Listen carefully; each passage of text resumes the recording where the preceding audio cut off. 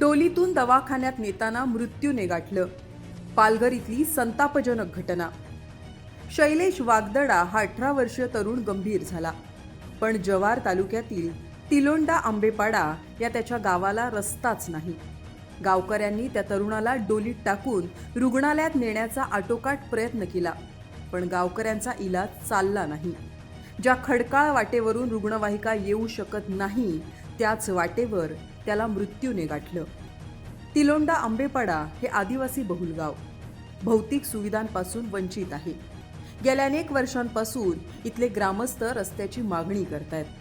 प्रशासन राजकीय नेत्यांकडून केवळ आश्वासनं देण्यात येतात, पण आदिवासी नागरिक मात्र मृत्यूच्या छायेत आपलं आयुष्य पुढे ढकलतायत. रस्त्यासह मूलभूत सुविधा तातडीने उपलब्ध करून द्या, अन्यथा आंदोलन करू असा इशारा ग्रामस्थांनी दिलाय.